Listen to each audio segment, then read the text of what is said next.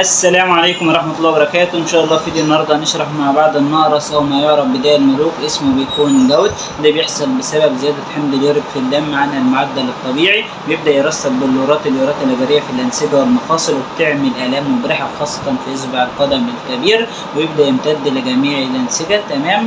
بالنسبة بقى عندك ست تغذية لازم انت تنصح البيشنت بتاعك يبدأ يمتنع عن تناولهم، اللي هو بيكون اللحوم الحمراء والكبدة والسبانخ والفول والمشروم والمشروبات الكحوليه. بالنسبه عندي 3 انواع من المرضى بيكونوا معرضين ان يجي لهم جود. ده اللي بيكون اللي هم مريض الديابيتس ومريض الاوبيزيتي ومريض اللي هو الكدني. عندنا بيكون 6 اماكن بيحصل فيهم الجود، اللي هو مفصل اصبع القدم الكبير والكاحل ومشط القدم والكعبين والركبه والعمود الفقري. اعراض المرض بيكون الجزء المصاب ملتهب ولونه احمر وممكن يكون مصاب بتورم وبيكون مؤلم جدا. بالنسبه بقى لعلاج النقرس هنبدا نعالجه ازاي. ببدا ادي في الحالات الحاده حاجه مسكن مضاد للالتهابات نون ستيرويد الانتي انفلاماتوري دراج، زي بيكون معانا مثلا حاجه زي اللي هو بيكون الموبيك، عندنا موبيك 15، عندنا حاجه زي بيكون اللي هو الموبيتيل، عندنا حاجه زي اللي هو بيكون الانتي كوكس. الثلاثه دول بيكونوا زي بعض، بتدي قرص مرتين في اليوم صباحا ومساء. وكمان ممكن تدي حاجه مسكن مضاد للالتهابات من خلال حقن، زي بيكون عندك حقن اللي هي الموبيتيل. تمام.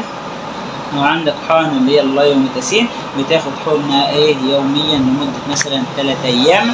بالنسبه بقى للحالات الحاده ببدا ادي حاجه تمنع تكوين اليوريك الاسيد القديم اللي اتكون، وحاجه تمنع تكوين يوريك اسيد جديد. حاجه تمنع تكوين يوريك الاسيد القديم ده بيكون من خلال فورات، زي عندي فوار اسمه يور ايد. تمام. زي عندي فوار اسمه يوروسولفين، عندي كمان فوار اسمه يوريفين. تمام. ودي بيكون كيس 3 مرات في اليوم على نص كوبايه ميه قبل الاكل بربع ساعه.